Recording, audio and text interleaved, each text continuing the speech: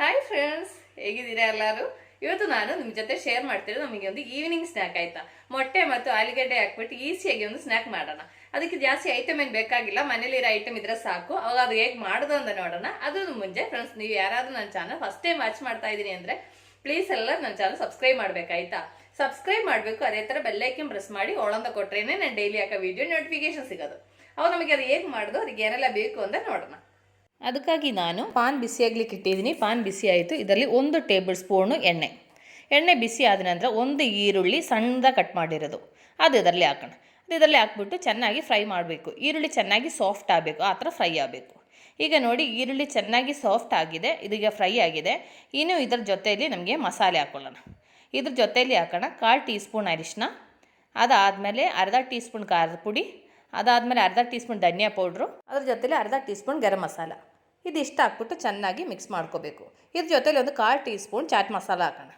ಇದಿಷ್ಟು ಹಾಕ್ಬಿಟ್ಟು ಚೆನ್ನಾಗಿ ಫ್ರೈ ಮಾಡಿದ ನಂತರ ಇದ್ರ ಜೊತೆಯಲ್ಲಿ ಹಾಕೋಣ ನಾನೊಂದು 2 ಮೀಡಿಯಮ್ ಆಲೂಗಡ್ಡೆ ಚೆನ್ನಾಗಿ ಬೇಯಿಸಿರೋದಾಯ್ತಾ, ಅದು ಪುಡಿ ಪುಡಿ ಮಾಡಿಕೊಂಡು ಇದ್ರ ಜೊತೆಲಿ ಹಾಕೋಣ. ಇದ್ರ ಜೊತೆಲಿ ಹಾಕ್ಬಿಟ್ಟು ಚೆನ್ನಾಗಿ ಮಿಕ್ಸ್ ಮಾಡಬೇಕು. ಇದ್ರ ಜೊತೆಲಿ ರುಚಿಗೆ ತಕ್ಕಾಗಿ ಉಪ್ಪು ಹಾಕೋಣ. ಇದಿಷ್ಟು ಹಾಕ್ಬಿಟ್ಟು ಚೆನ್ನಾಗಿ ಮಿಕ್ಸ್ ಮಾಡಬೇಕು. ಇದ್ರ ಜೊತೆಯಲ್ಲಿ ಹಾಕೋಣ ಸ್ವಲ್ಪ ಕೊತ್ತಂಬರಿ ಸೊಪ್ಪು ಚಿಕ್ಕದಾಗಿ ಕಟ್ ಮಾಡಿರೋದು. ಇದಿಷ್ಟು ಹಾಕ್ಬಿಟ್ಟು ಚೆನ್ನಾಗಿ ಮಿಕ್ಸ್ ಮಾಡ್ಕೋಬೇಕು. ಈಗ ನೋಡಿ, ಇದು ಚೆನ್ನಾಗಿ ಮಿಕ್ಸ್ ಮಾಡಿದ್ದೀನಿ. ಇನ್ನು ನಮಗೆ ಸ್ಟವ್ ಆಫ್ ಮಾಡಿಬಿಟ್ಟು ಇದು ಇನ್ನೊಂದು ಪಾತ್ರೆಗೆ ಹಾಕ್ಬಿಟ್ಟು ಇದು ಚೆನ್ನಾಗಿ ಸ್ಮ್ಯಾಶ್ ಮಾಡ್ಕೋಬೇಕು. ಒಂಚೂರು ಗಂಡಿಲ್ಲದೆ ಮಿಕ್ಸ್ ಮಾಡ್ಕೋಬೇಕಾಯ್ತಾ. ಅವು ನಮಗೆ ಸ್ಟವ್ ಆಫ್ ಮಾಡ್ಕೊಳ್ಳೋಣ. ಈಗ ನೋಡಿ, ನಾನು ಸ್ಟವ್ ಆಫ್ ಮಾಡಿಬಿಟ್ಟು ಅದು ಇನ್ನೊಂದು ಪಾತ್ರೆಗೆ ಹಾಕ್ಕೊಂಡಿದ್ದೀನಿ. ನೋಡಿ, ಇದನ್ನು ಚೆನ್ನಾಗಿ ಸ್ಮ್ಯಾಶ್ ಮಾಡಿದ್ದೀನಿ. ಇನ್ನೇನು ಮಾಡಬೇಕಂದ್ರೆ ಇದರಿಂದ ಒಂದು ಮೀಡಿಯಮ್ ಬೋಲ್ ತೊಗೋಬೇಕು. ಈ ಥರ ಒಂದು ಮೀಡಿಯಮ್ ಬೋಲ್ ತೊಗೊಂಡು ಚೆನ್ನಾಗಿ ಬೋಲ್ ಥರ ಮಾಡಿಕೊಂಡು ಅದಾದಮೇಲೆ ನಮ್ಮ ಕೈಯಲ್ಲಿ ಇಟ್ಬಿಟ್ಟು ಈ ಥರ ಪ್ರೆಸ್ ಮಾಡಿಕೊಂಡು ನಮ್ಮ ಕೈಯಲ್ಲೇ ಈ ಥರ ಸ್ಪ್ರೆಡ್ ಮಾಡ್ಕೋಬೇಕು. ಈ ಥರ ಮಾಡಿದ ನಂತರ ನಾನು ಆಲ್ರೆಡಿ ಒಂದು 4 ಮೊಟ್ಟೆ ಬೇಯಿಸ್ಬಿಟ್ಟು ಈ ಥರ ಕಟ್ ಮಾಡಿ ಇಟ್ಕೊಂಡಿದ್ದೀನಿ. ಇದರಿಂದ ಒಂದು ಅರ್ಧ ಪೀಸು ಒಂದು ತೊಗೊಂಡು ಈ ಥರ ನಾನು ತೋರಿಸ್ತಾ ಇದ್ದೀನಲ್ಲ, ಈ ಥರ ಇದು ಕವರ್ ಮಾಡ್ಕೋಬೇಕು. ಇದ್ರದ್ದು ಮೇಲೆ ಕವರ್ ಮಾಡಲಿಕ್ಕೆ ಮಸಾಲೆ ಕಮ್ಮಿ ಇದೆ ಅಂದರೆ ನಾವು ರೆಡಿ ಮಾಡಿರೋದನ್ನು ಸ್ವಲ್ಪ ಹಾಕ್ಕೊಂಡು ಈ ಥರ ಫುಲ್ಲು ಕವರ್ ಮಾಡ್ಕೋಬೇಕು. ಎಲ್ಲೂ ಓಪನ್ ಇರಬಾರ್ದಾಯ್ತಾ, ಆ ಥರ ಕವರ್ ಮಾಡ್ಕೋಬೇಕು.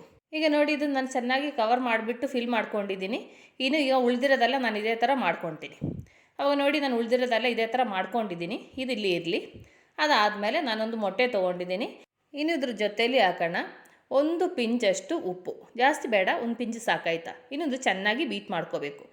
ಇದು ಬೌಳು ಚಿಕ್ಕಿದಿದೆ, ನಮಗೆ ಇನ್ನೊಂದು ಪಾತ್ರೆಗೆ ಹಾಕ್ಕೊಳ್ಳೋಣ. ಇದು ಇನ್ನೊಂದು ಪಾತ್ರೆಗೆ ಹಾಕ್ಬಿಟ್ಟು ಚೆನ್ನಾಗಿ ಬೀಟ್ ಮಾಡಿದ ನಂತರ ನಾವು ರೆಡಿ ಮಾಡಿರೋ ಬೋಲ್ ಇದೆ ಅಲ್ಲ, ಎಗ್ ಬೋಲ್ ಇದೆ ಅಲ್ಲ, ಅದು ಇದರಲ್ಲಿ ಹಾಕ್ಬಿಟ್ಟು ಈ ಥರ ಚೆನ್ನಾಗಿ ಡಿಪ್ ಮಾಡ್ಕೋಬೇಕು. ಈ ಥರ ಡಿಪ್ ಮಾಡಿದ ನಂತರ ಬ್ರೆಡ್ ಕ್ರಮ್ಸ್ ಮೇಲೆ ಹಾಕ್ಬಿಟ್ಟು ಇದು ಚೆನ್ನಾಗಿ ಈ ಥರ ಕವರ್ ಮಾಡ್ಕೋಬೇಕು. ನಾನೀಗ ತೋರಿಸ್ತಾ ಇದ್ದೀನಲ್ಲ, ಈ ಥರ ಕವರ್ ಮಾಡ್ಕೋಬೇಕು. ಎಲ್ಲೂ ಹೊರಗಡೆ ಒಂಚೂರು ಮಸಾಲೆ ಓಪನ್ ಇರಬಾರ್ದಾಯ್ತಾ, ಆ ಥರ ನೀವು ಮೊಟ್ಟೆ ಮತ್ತು ಬ್ರೆಡ್ ಕ್ರಮ್ಸ್ ಹಾಕ್ಕೋಬೇಕು.